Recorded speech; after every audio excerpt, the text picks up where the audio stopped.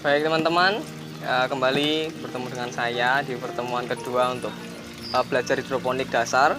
Jadi kali ini saya mau sedikit menjelaskan tentang alat-alat apa saja yang dibutuhkan di hidroponik dan bahan apa saja yang dibutuhkan untuk tanaman bisa tumbuh subur seperti itu.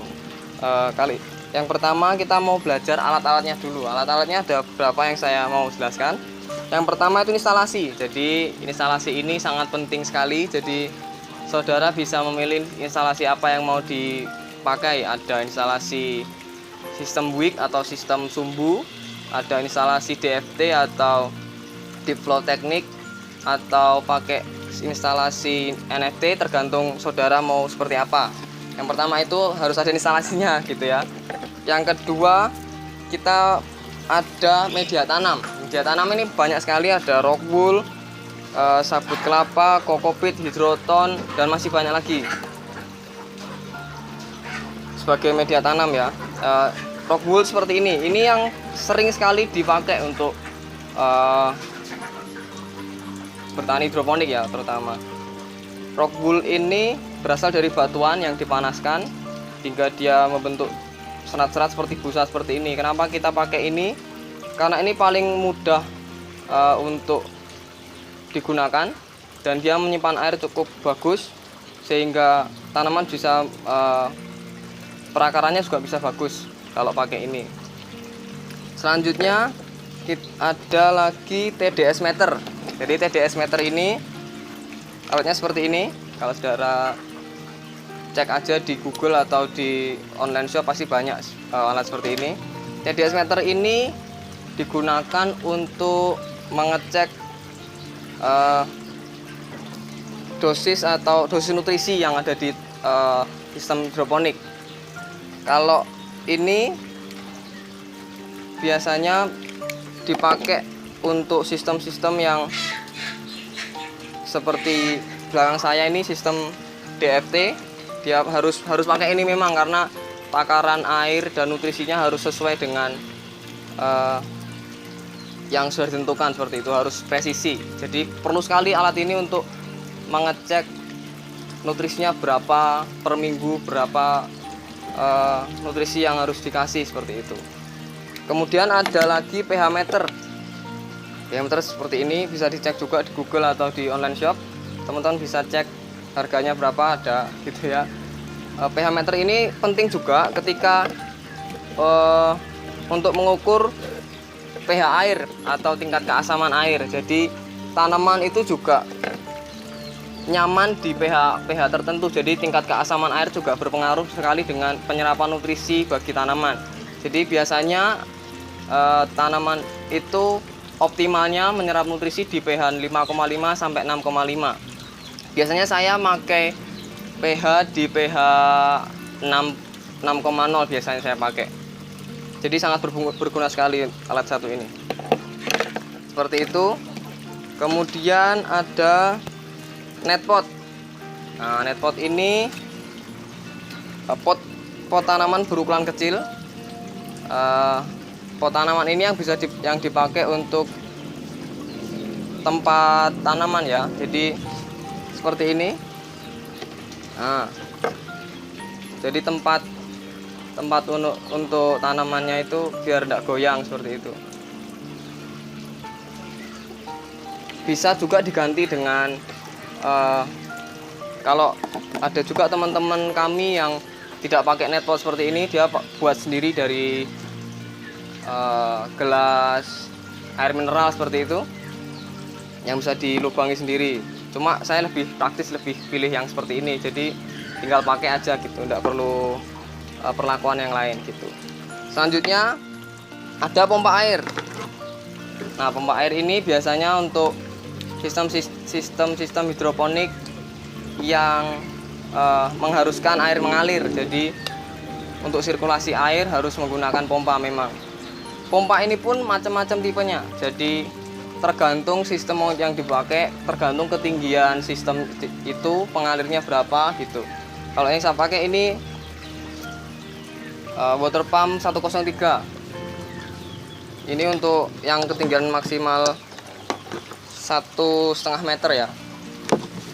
Ini Kemudian ada lagi tandon air. Tandon air ini untuk tempat air ya. Jadi air hidroponik harus ada tempatnya. Tempatnya ini disesuaikan dengan berapa jumlah tanaman yang mau kita budidayakan, seperti itu. Biasanya standarnya itu setiap 2 tanaman itu 1 liter air. Jadi bisa kita kira-kira kalau membeli tandon untuk hidroponik, dikira-kira dulu berapa tanaman yang mau ditanam. Misalkan 100 tanaman, berarti kita harus menyediakan tandon air minimal sebesar 50 liter, seperti itu. Gitu ya. Tandon air tidak kalah penting juga. Oh ya, tandon air ini macam-macam, teman-teman. Teman-teman bisa pakai ember sesuai dengan kapasitasnya ya. Ember atau kontainer yang kotak itu, atau pakai tandon air toren yang ada di rumah-rumah itu, seperti itu. Tandon air ini biasanya bagusnya memang ditanam. Karena apa? Tandon air itu harus dingin. Jadi sebaiknya memang ditanam untuk menjaga suhu air supaya dingin, karena sangat berpengaruh sekali ketika nanti terik panas, yang terlalu panas nanti bisa berpengaruh juga untuk tanaman. Jadi baiknya memang tandon air itu ditanam dalam tanah, atau kalau enggak ditutup, seperti itu. Lanjut, kita mau bahas tentang bahan-bahannya untuk hidroponik. Yang pertama pasti ada benih ya, teman-teman. Benih seperti ini, saya beli sasetan. Benih ini bisa dibeli di toko pertanian atau di online shop juga banyak, teman-teman bisa beli. Benih ini biasanya kan kita beli biji ya, jadi biji itu kita semai dulu, baru nanti ada proses selanjutnya, seperti itu. Kedua, ada air baku. Bahannya itu pasti air ya, kalau hidroponik tidak jauh dari air, memang itu. Air di sini kita mau pakai air baku. Biasanya hidroponik itu pakai air baku di bawah 200 ppm zat terlarutnya. Jadi zat terlarut dalam airnya itu kita hitung pakai TDS meter tadi, harus di bawah 200 ppm. Kenapa? Supaya pertumbuhan tanaman juga bagus, seperti itu. Kalau kita mau pakai air sumur, biasanya kan ada yang lebih dari 200 ppm. Biasanya kita endapkan dulu 1 malam. Jadi kita ambil air di permukaannya itu, karena itu yang bagus. Biasanya yang di permukaan itu yang zat terlarutnya lebih kecil, seperti itu, karena udah mengendap semalam, seperti itu. Ada macam-macam air baku yang bisa kita pakai, teman-teman ya. Kita bisa pakai air hujan, air limbah AC, atau air sumur. Teman-teman bisa pakai, asalkan zat terlarutnya itu di bawah 200 ppm. Bisa pakai alat ini sangat berguna sekali untuk. Tapi pengalaman saya waktu saya belum punya ini, misalkan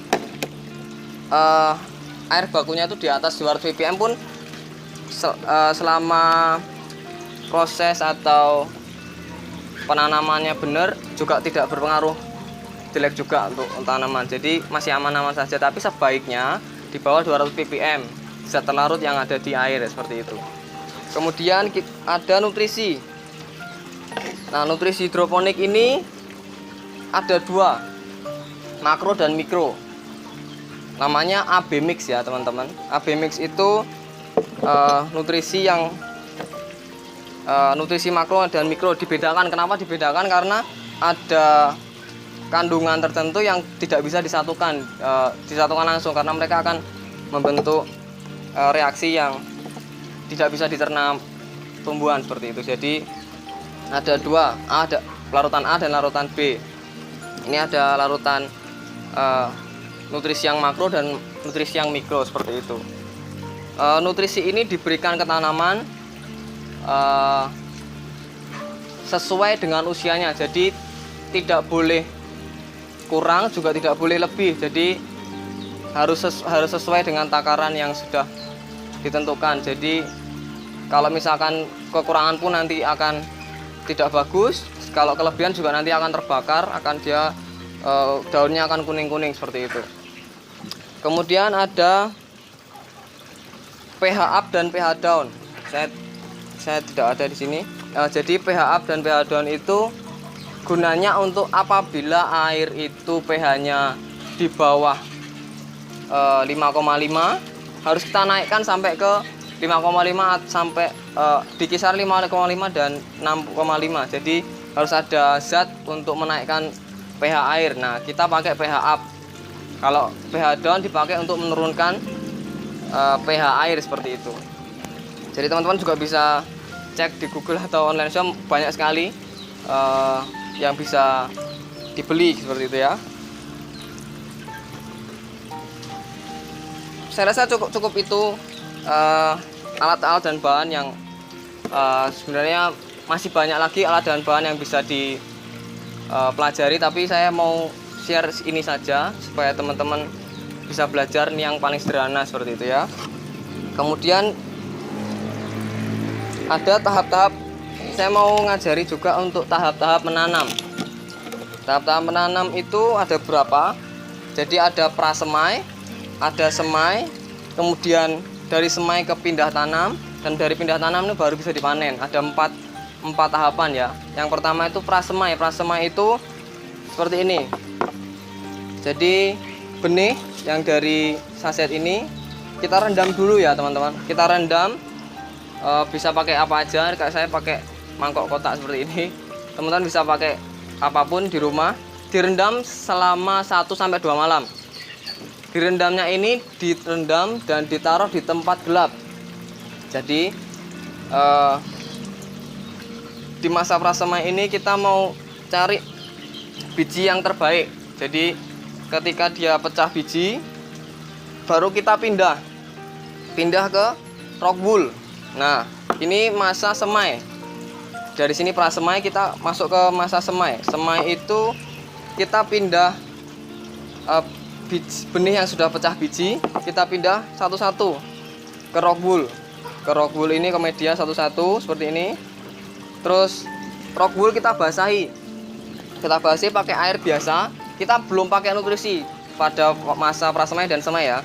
Jadi kita kasih nutrisi waktu dia pindah tanam. Jadi setelah semai, gitu ya teman-teman. Masa semai ini sebaiknya kalau masa semai ini kita